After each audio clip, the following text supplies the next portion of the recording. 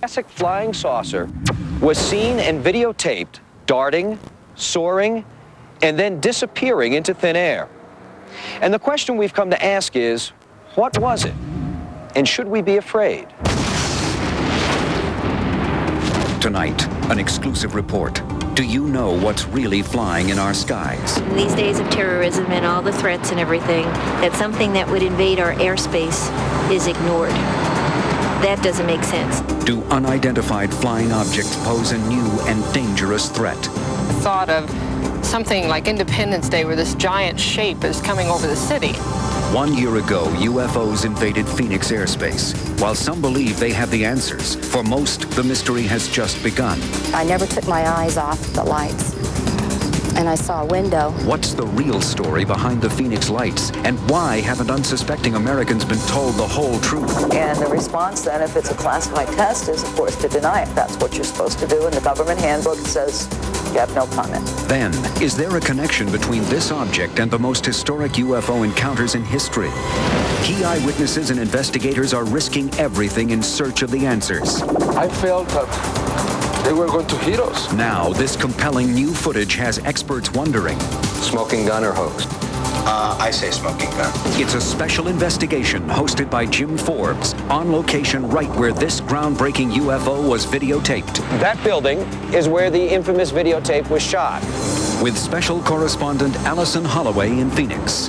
Is there a danger in our skies? These things keep flying over our skies. They keep coming back. Danger in our skies. The new UFO threat. Traditionally, there are two camps in the UFO debate. The believers, and then the people who believe the believers are out of their minds. Well, now we're challenging both sides and everyone in between to keep an open mind when considering the evidence of what's really going on in our skies. We're going to show you compelling new information about UFOs and their connection to military black projects, potentially life-threatening experiments, near misses with airliners, even earthquakes. The story begins here in Mexico City, August 6, 1997. When the footage came in, honestly, the first word that came to mind was hoax. It had none of the features of great UFO films and videos of the past. It wasn't a cluster UFO like the ones captured on film in Utah in 1952, in Korea in 1996, and Mexico in 1997. It wasn't an Independence Day type mothership, the kind captured in this rare and historic video from Belgium. This was a wobbly saucer, almost a cliché, dipping behind a couple of high-priced condos. But the more we looked, the less like a hoax it seemed. And when we began to investigate the authenticity of the event, we found a startling connection between the saucer and another world-famous UFO event that had taken place in Phoenix, Arizona just a few months before. Together, these events are either the most elaborate hoax of the century or evidence of a North American mystery of the most threatening kind. Here, the reaction to UFOs, Los OVNIs, has been open-minded, curious, fatalistic, a reflection of Mexican culture and philosophy. But back in the States, the reaction has been much different, one that is marred by suspicion and discord, as Alison Holloway reports from Phoenix, Arizona. It was here, a little after 10 p.m. on March 13, 1997, nearly a year ago today, that Mike and Sue Kristen saw something out there. Something glowing brilliantly over the lights of Phoenix. It wasn't a plane or a planet or even Comet Hale-Bopp, which was also visible that night. This was something that didn't belong, something awe-inspiring, yes, but also a little frightening. And Mike Kristen captured it all on video. What I'm looking at here is a light on South Mountain. Initially, I didn't know what it was. I had been telling people over the years that I've seen lights in those mountains, and nobody else ever seemed to have seen anything. So I figured, well, at least I have something on videotape. So as I was filming that, another light came on to it, almost on the same plane, but further to the right. While I was filming those two lights, all of a sudden, this whole display of lights came on, one at a time, and they formed a graceful arch. And at that point in time, I called my wife, Sue, and she was in another part of the house. I told her to come out. Hey, Sue? Oh, my God. The color is very, very distinctive. From where we are, we see a lot of helicopters, we see a lot of airplanes in the sky at night, and there's no way that this could be mistaken for any of those things. This is a very brilliant amber orange light. It's very solid, very bright. It doesn't waver or flicker. It's very different from anything else. Tom King was 25 miles southeast of the Christens, and he had a video camera too. We didn't know what it was, but about 5 or 10 minutes later, another one showed up. And I started rolling video on it. It was two objects really close together. And these girls started screaming, "There's another one, there's another one." Wait, where? There's another one too. Where? Pretty soon there were 6 of these objects in the sky, 4 of them in a straight line. And it looked like something really geometric to me. They were perfectly still, they didn't move, and they went out one at a time, and they did not go out in the same sequence that they came on. The objects were in the sky for 5 minutes, 25 seconds, 26 frames. I taped the entire thing from beginning to end. We weren't aware at the time that there were mass sightings taking place all over around Phoenix and all over Arizona. Richard Motzer is lead field investigator for Arizona's Mutual UFO Network. He has conducted a detailed investigation into the Phoenix Lights. For most eyewitnesses, this has been the experience of their life. It has changed many, many people's opinions about unidentified flying objects. Village Labs is a Phoenix-based company that creates computer software for aerospace and the film industry. For the past 20 years, Jim Dilatoso has used his million-dollar computers to analyze, free of charge, potential UFO videos. He says that one of the most compelling facts in the Phoenix case is that the lights do not fit the spectrum profile of any known object. Are you saying that these lights might be ET, extraterrestrial in origin? One of the possibilities that's left to explain the lights is that they are ET. It may be something else. It may be a very unusual government military project. My sense of it is whatever it is, it wanted to be seen. This UFO may have wanted to be seen, but there are many who wish it had never been seen. Then Governor Fife Symington was flooded with inquiries. The public was demanding answers, and Symington called a press conference to announce his proposed plan of action. I believe it a serious offense for anyone, human, space alien, or otherwise, to engage in mysterious activity in our nighttime skies. That is why I will personally ask that the perpetrator be prosecuted to the fullest for the havoc wrought on our entire community. And now I'll ask Officer Stein and his colleagues to escort the accused into the room so that we may all look upon the guilty party. Don't get him too close to me, please. You know. Now, this just goes to show that you guys are entirely too serious.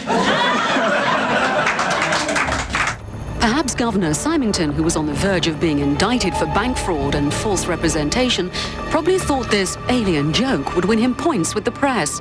But it also enraged a frightened public who wanted real answers about what was flying in free airspace above 1.2 million people. 3 months would pass before anyone in an official capacity would come forward with a less frivolous explanation for the Phoenix Lights.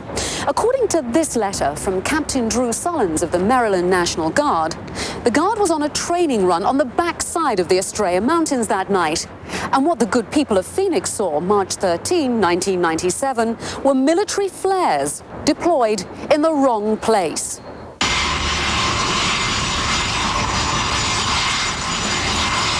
Essentially, what we determined and what we are pretty rock-solid sure happened is our A-10 Thunderbolts that are right behind me were part of Operation Snowbird last March 13th in 1997, and were on a night illumination exercise over the Barry Goldwater Range Complex southwest of Phoenix, and they were dropping high-intensity flares that deploy on a little parachute and descend to the Earth. And we think that those flares were mistakenly called UFOs by the folks in the valley in Phoenix there.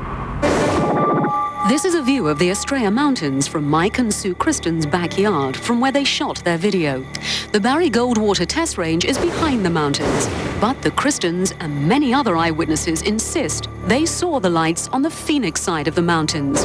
A computer overlay by Village Labs supports this contention, so many in Phoenix are saying either the Maryland Guard were dangerously off course or the objects are not flares. Flares would drift, they would drop, they would move sideways, they wouldn't hold a pattern. Jim Dilatoso says that if they were flares, even flares suspended by parachutes, he would be able to detect some movement during the 3.5-minute video. These lights do not move at all. It's not like they drift a little bit, they drift none. In a comparison between the Kristen video and Air National Guard footage of the type of flares they claim to be dropping that night, one can see the smoke halos around the flares.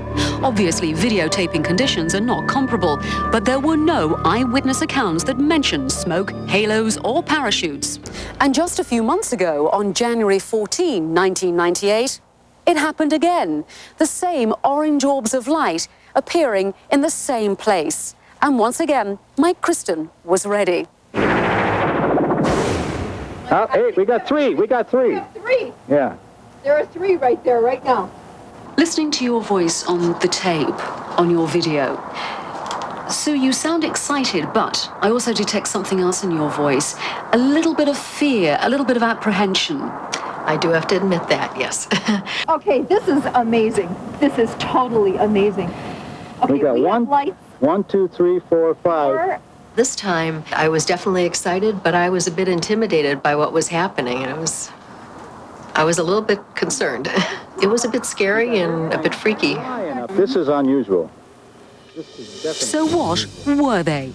Consider this scenario. The Phoenix lights, bright and obvious, were just a diversion to take attention away from something far more ominous.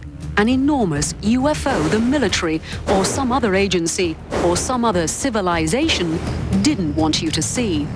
But a few people in Phoenix did see it on March 13th, and now they're scared. Next on Danger in Our Skies, were the people in Phoenix the subject of a top-secret government experiment? And later, the footage that is the buzz of the internet. Has the question, are we alone, finally been answered?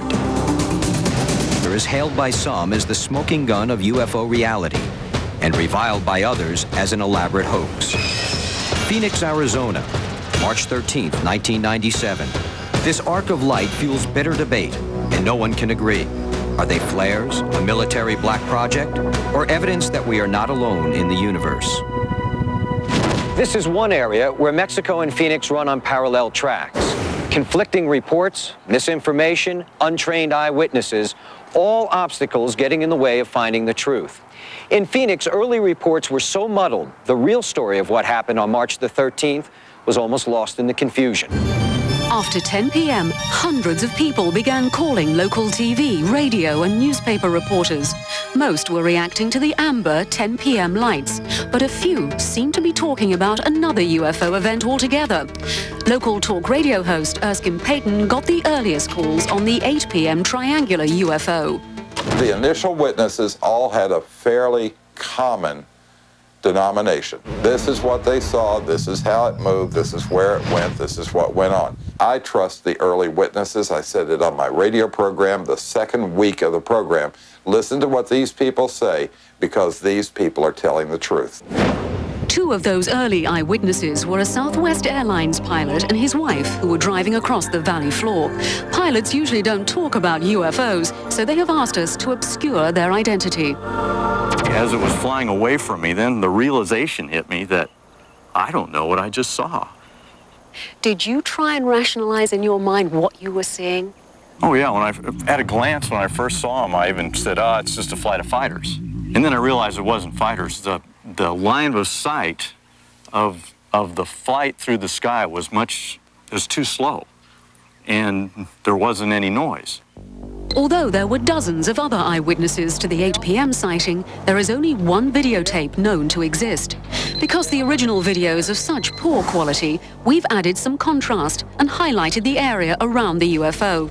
What you can't tell by the video is the tremendous size of the UFO, described by eyewitnesses as the size of a football field. Were you scared? Yes, I was. I had a thought of something like Independence Day where this giant shape is coming over the city. It gave me such a creepy feeling that I immediately got back in the car and started hugging myself and getting cold chills. That same description of a massive UFO was reported along a 300-mile flight path from Henderson, Nevada to Tucson, Arizona. The main event was the 8:30. That is the event that most of the people saw, and this is the one that had most people shaking their heads saying, whoa, something's out there. And some people were saying alien, but most of the people, the original witnesses I had, said it was some type of aircraft. Well, after flying high-performance fighters, I guarantee you my eyes do not play tricks on me. I don't really think it's military at all, to be honest with you. It was the 8 p.m. sighting of the enormous triangular UFO that fueled the ire of one, and apparently only one, city official. Enter Councilwoman Frances Emma Barwood, who told her constituents that she would get to the bottom of the UFO controversy. When Frances Barwood brought the matter of the Phoenix Lights before the City Council, she was unprepared for the chilly response. I said, could we look into why nobody's investigating? And there was a silence.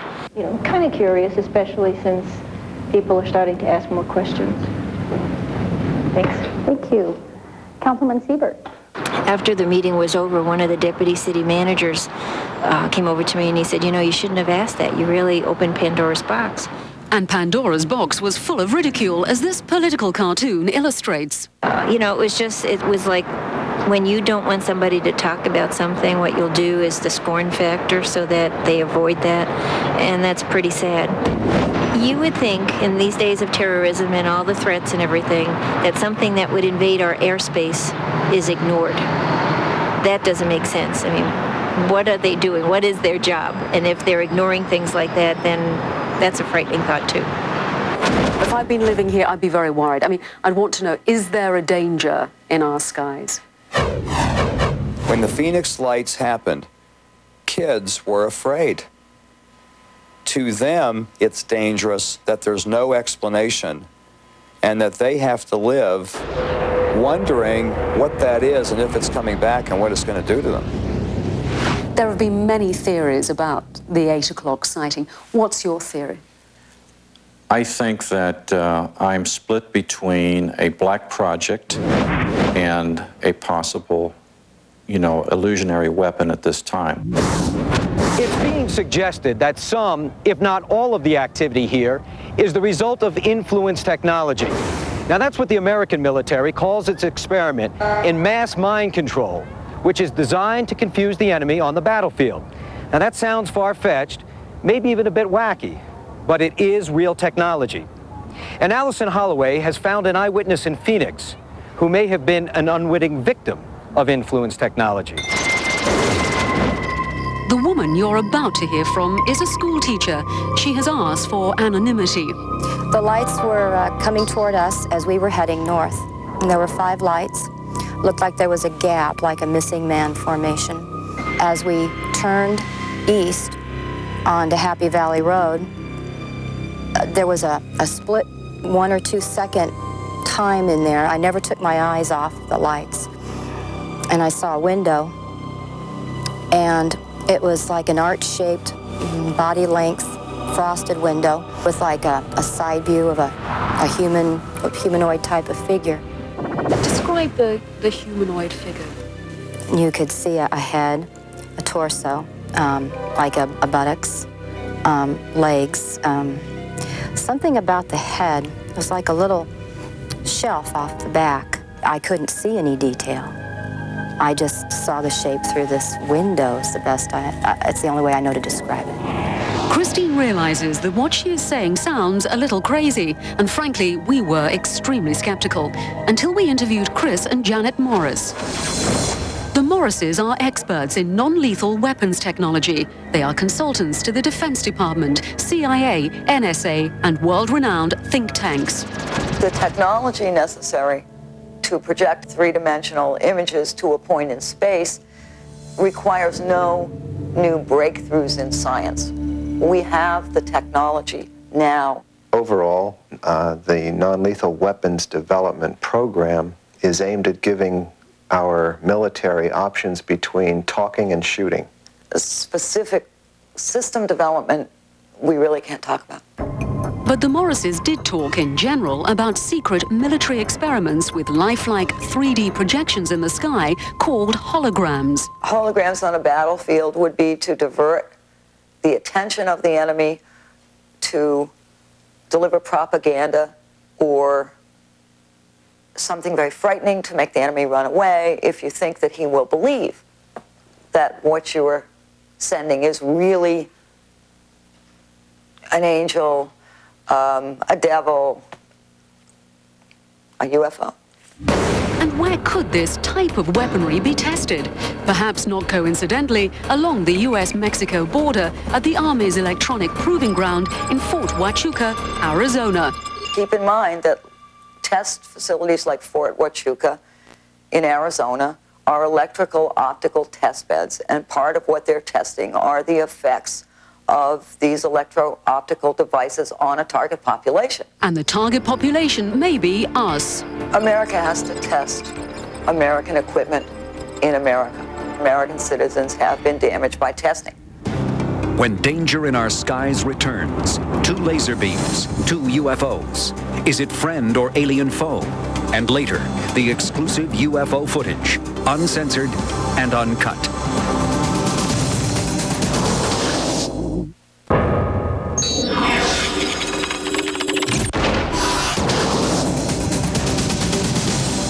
On March 13, 1997, scores, perhaps hundreds of Arizonans were privy to one of the most dramatic UFO sightings of the modern age. And at least one Phoenix resident also witnessed a strange holographic image in the wake of that massive triangular UFO. But was she the only one who got a glimpse of the truth? At 8:30 Mountain Standard Time, a caller to the National UFO Reporting Center stated that he had seen the giant triangle and what he thought was a red laser beam shoot out of the craft very near to where Christine had seen the hologram. The testimony that says that there was a red laser beam tends to lead one toward the explanation that it was a holographic projection. And it might be that as they were shutting those sources down or in the process of moving it across the sky, one accidentally became visible for a short period of time. And where does a red laser beam and a striking UFO also make a nighttime appearance? In Mexico City. Gustavo Camacho and Hugo Yax are photojournalists for Excelsior, one of Mexico's oldest and most prestigious newspapers. On the night of August 26, 1997, Hugo was shooting a test of a red laser beam in downtown Mexico City. And when the laser beam appeared, so did a UFO. They were shooting the lasers from one building to another. A beam was thrown, and I started taking pictures. I came back to the newspaper to develop them, and I showed them to Mr. Camacho, that we had lights or spots on the film. He told me to process the negatives and develop them again. I cleaned the negative and did the whole procedure again. The lights didn't go away. The funny thing about this situation is that in negative number 2, the points appear vertically. In number 3, they disappear. In number 4, they appear again. Then it skips to number 8, when the points are horizontal. I have been with the paper for 26 years, and I have reached the conclusion that this was not any spots or reflections, but real luminous points that were in the sky. Mexico City, because of its pollution, it would be an ideal place to experiment with laser holography. The fact that there was an incident where a red laser shot into the sky and at the same time a UFO was spotted seems to have more than coincidental relation.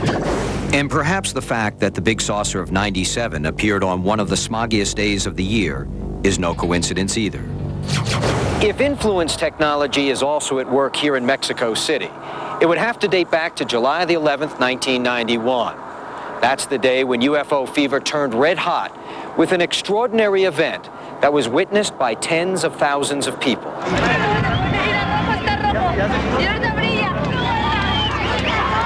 It was as if the UFO had chosen Mexico City for a calculated debut on the international stage.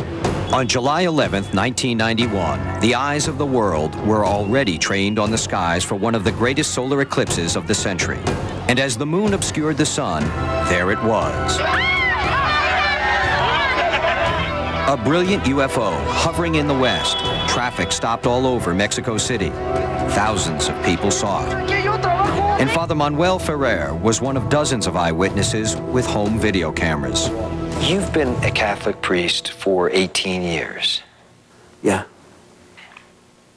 As I understand it, you started to see lights in the sky. I was in the chapel and I wanted to record the eclipse. And as if by accident, the UFO came out. And there was a big circle, like a giant frisbee. It had movement, color. It was dark, like a gigantic frisbee, more or less 100 meters high and exactly above us. And it was there for about 15 minutes. But was it a true UFO, El OVNI as it is called in Mexico? At the National University of Mexico, astronomer Dr. Julieta Fierro says no. During the eclipse in 1991, you observed it. Oh, yes. It was a phenomenal sight. Oh, it was beautiful. Yes. And it cast off images. Yes. With that eclipse, so many people said they saw other things, what they thought were otherworldly. Yes, I think many of us would like to have contact with extraterrestrials. But I think it's a very large inference from seeing I see a light in the sky and believing there's actually a person or a being in there that wants to communicate with us.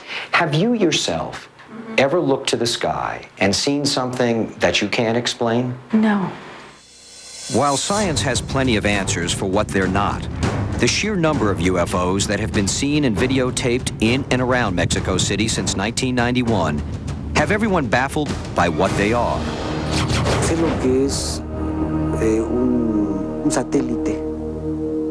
I know what a satellite is. I know what a star or a meteorite is. Then, Father, do you believe that it is intelligent life from another world? Of course. Peter Akar has taped more than 80 UFOs, many from the roof of his building. They have movements that I consider as being intelligent, and therefore I believe that it must be some intelligence. If not from this planet, then the other option is for it to be extraterrestrial. For more than 25 years, Cuauhtemoc Alvarenga has been a cameraman for Televisa, Mexico's largest television network. Do you think what you have seen personally in the sky is from another world, or do you think it can be explained? I have taped a lot of things that I don't understand. Some could be possibly balloons. Others I know are not from this world. 7 years, thousands of UFOs. The stage is set for one of the most baffling and threatening saucer invasions in history. When Danger in Our Skies returns, tracking the location of the saucer mystery, and then will the historic saucer video hold up to analysis by the experts?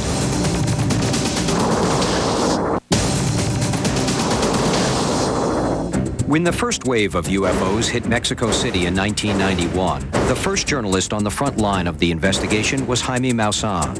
Maussan had been the Mike Wallace of Mexico. He was an award-winning journalist and had been recognized by the UN for exceptional achievement as an environmentalist. And then the UFOs came. In 1991, you were making a very comfortable, frankly magnificent living as one of the country's most credible journalists. When you start to think about, I'm going there, I'm going to go start discovering this information, I'm going to start investigating UFO activity, you've got to be sitting down with yourself, looking in the mirror and saying, Jaime, do I really want to go there? Exactly. Exactly. That's what I said to myself. What do you want to do, Jaime? Do you want to be called crazy? If you are honest, especially with yourself, you have to take the risk. And I did it. People who were very skeptical before, now they are talking seriously about UFOs. You have many pilots talking about UFOs. You have people in the tower of control who used to laugh about my work, my proposals, now most of them are believers, Because of his passion, his credibility, and his fame, Maussan has been able to convince a lot of people to go on camera who had never considered appearing in the U.S. Raimundo Ruano is an Aeromexico captain, a 32-year veteran, who is willing to tell all about a mid-air collision he had with a UFO. What happened on July 28, 1994? I was on a final approach to the Mexico City airport, and I had a strong impact at the moment that I lowered the landing gear.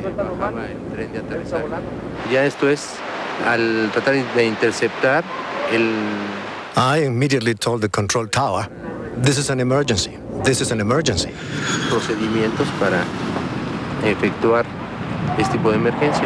I requested permission for landing, and we prepared the passengers for evacuation. He shouted in the radio, collision, collision. You don't do that if you're a pilot, if you are not sure that something is going to happen. Miraculously, Captain Ruano's plane was able to land safely, despite the fact that the hydraulic line to his landing gear had been cut.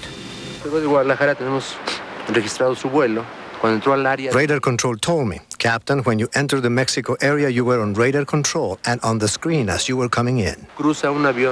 An unidentified object crossed underneath you. At the same moment, you declared an emergency. For them, it's dangerous. For the pilots, 15,000 people in the sky, it's dangerous. For the 15,000 people in the skies, it's dangerous. For them, especially for the controllers who are realizing that this is happening.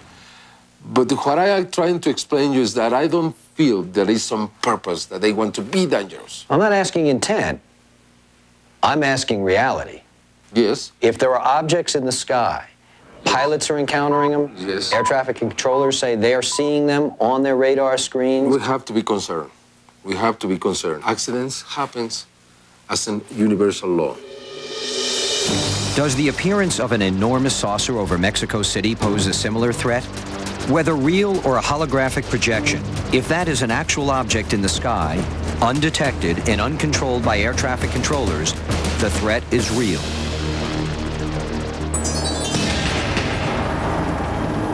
In order to get to the bottom of the incredible flying saucer footage, we went to the exact location where the saucer had supposedly been hovering.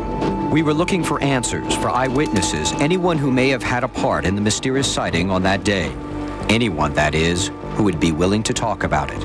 And at least I found the place. This is real, the place exists, the buildings. And then I found not one witness, but 12 witnesses.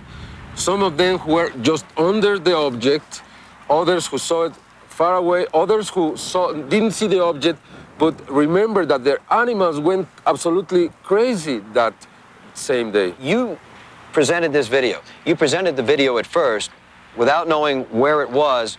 Why? Because you wanted to flush people out? You wanted people to come out and say, hey, yeah, I know where this is? Exactly, and it happened just one day after. It worked.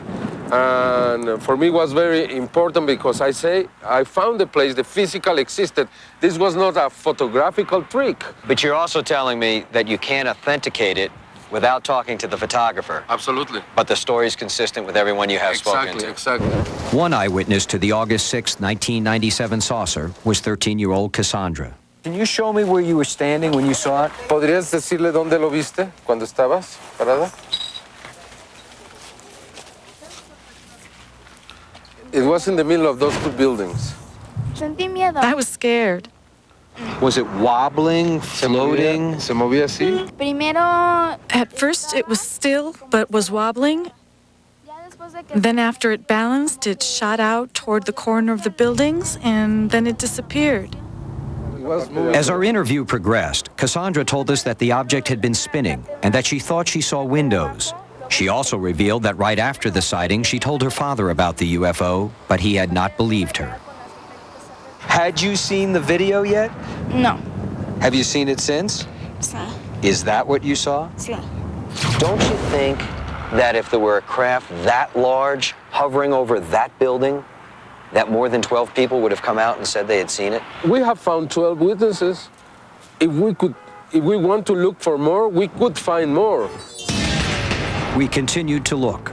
We questioned those familiar with the area where the saucer had apparently been taped. We looked from every possible point of view. We heard that there had been a sighting about a mile north in the wealthy suburb of Bosques Las Lomas. There we met Annie Lask, a young woman who had been on the roof of her house on August 6th, and she told us the saucer in the video had hovered directly over her. And how high above you was it? Like 20 meters. The outer rim was spinning really fast, and the hissing. When I realized there was this weird thing on top of my head, I wanted to take a picture, and I turned to take the picture. I turned up, and it wasn't there. But there was like this mist, like purple mist, or maybe haze. After the saucer left her, standing in a purple staticky haze, Came from here, went over there, and that's... Annie Lask does not remember getting down from the roof. Since that day, I had constant headaches, like every day, like really strong headaches. My eyes burned so bad. They still do? Yes, since that day. We've done a site survey in this exclusive neighborhood and believe that building is where the infamous videotape was shot. A building that denied us access. That's the terror. Jaime and his investigative team had been here before, but today, as we approached again, we couldn't be sure of what we might encounter. We were kicked out, I mean, aggressively. I felt that they were going to hit us. On this day, we weren't kicked out, we were locked out, and inquiries about what business was being conducted in this unmarked office building went unanswered. We attempted to interview people in the two condos so prominent in the saucer video. The exclusive complexes were like fortresses. At one, we were kicked out. At the other, we were escorted out. So we were forced to turn from investigating who had seen it to what it was. Next on Danger in Our Skies, the historic video that may prove that we are not alone. Judge for yourself when this exclusive footage is shown in its entirety for the first time on American television.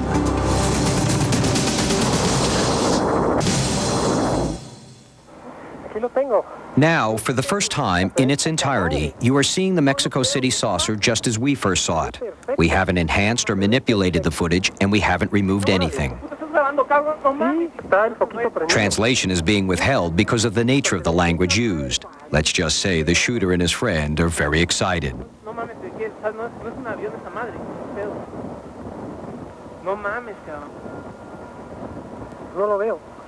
What do you think? Is this hard and fast evidence of an extraterrestrial invasion? Is it a hologram?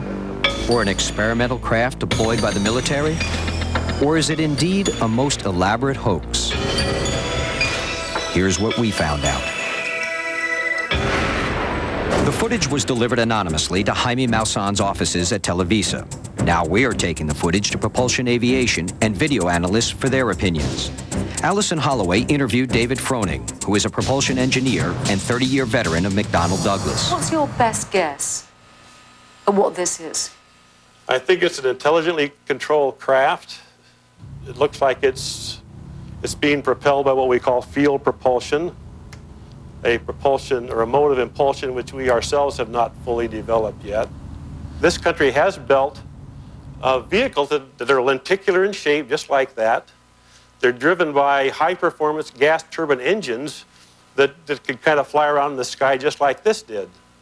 So you're telling me that we have something in existence like this already that looks like a flying It looks like that, it wobbles like that, right. But it makes a lot of noise. But we don't have anything that's silent. Nothing like that's this. silent. When I sat down here and you said, look at this tape, the first thing you said to me was, look how close it is to the ground. And you didn't think it meant to be that low to the ground. Tell me about that. Well, it was just an intuition. That I got the feeling that for a short interval of time, the craft was actually slightly out of control. In fact, that might have been the reason that it had to drift so close to the ground. The wobble that it's making, drawing on all your experience, does it look to you like it's out of control? Well, the wobble at the onset looks like an object suspended by a string. But then when you test it, it's not that. Also, many other videos of UFOs wobble like that. And what if it wasn't a real craft at all? What if the whole thing was a special effects trick created in an editing room or on a computer? We took the footage to Ray Raimondi and Fred Giaratana, who are special effects supervisors at the award-winning commercial division of Digital Domain, the company responsible for the special effects in the movie Titanic. Fred, smoking gun or hoax? Definitely smoking gun. Why the glint in your eye? Because I'm very excited to see this. It's to me, it's the most compelling footage that I've seen. This might be the one that we've been waiting for. Ray, smoking gun or hoax? Really good hoax. A hoax in which there was physically a craft over this apartment building, or a hoax that was done in a computer-generated lab such as this? Right. From what we've been able to look at, it looks like either it was done amazingly well from a CG point of view, like in a computer effects place or something like that. But I don't really believe that. There's just too many things that make it look like it was really, really there. It was photographed in the camera, meaning that it wasn't affected afterward. Like, for instance, when it goes behind the building, the way the edge breaks apart is kind of consistent with the way video consumer cameras just kind of break up on those edges. All right, so we're on the wide shot. If you can pull that back just a little bit. We're on a wide shot right here. And you can see a little figure up here to the left of this apartment building. Then if you let it roll, and as it goes, that figure, you zoom in and the figure gets bigger. Right.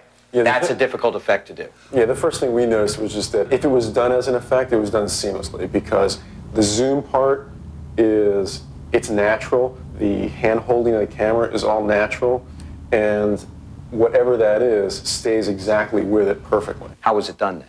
My theory in looking at it is it looks like it's being suspended from something above, like a helicopter. It's so far away and hazy that if there was a cable there, you wouldn't see it. Am I correct in hearing that you both agree this did exist over these buildings on that day when these pictures were shot?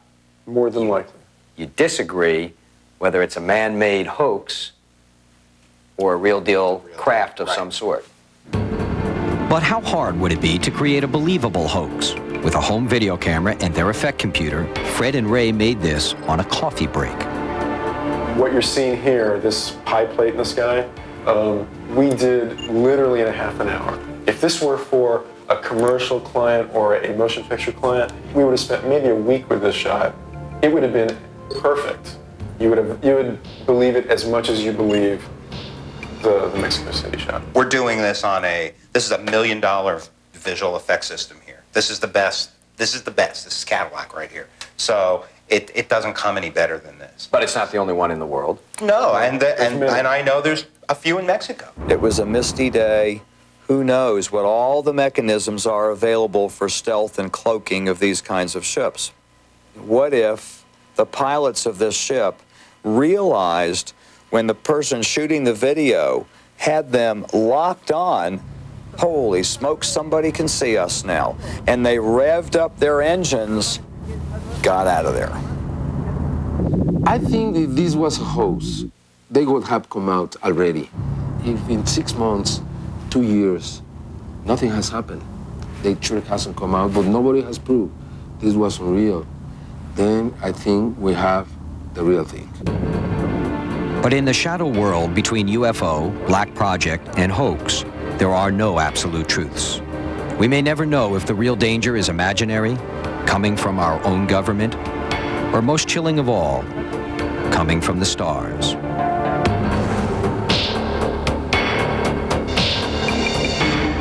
So are we any closer to understanding what it was that flew behind this luxury high-rise and then disappeared, as Annie last said, in an eerie purple haze? Do we yet have a grasp of what it is the people of Arizona have been seeing in their skies? The answers are as complex as the events themselves, but the events offer us a significant call to action, to be more vigilant, discriminating, and perhaps more concerned about the real threat from the danger in our skies. Hey now, I am D.L. You know you're insane when you try to kill your best friend and steal nuclear weapons. Damn, what a rush! John Travolta, Woo! Christian Slater. You're out of your mind. And cool? Broken Arrow, next Tuesday at 8, 7 Central on UPN. We got it going on. We got it on.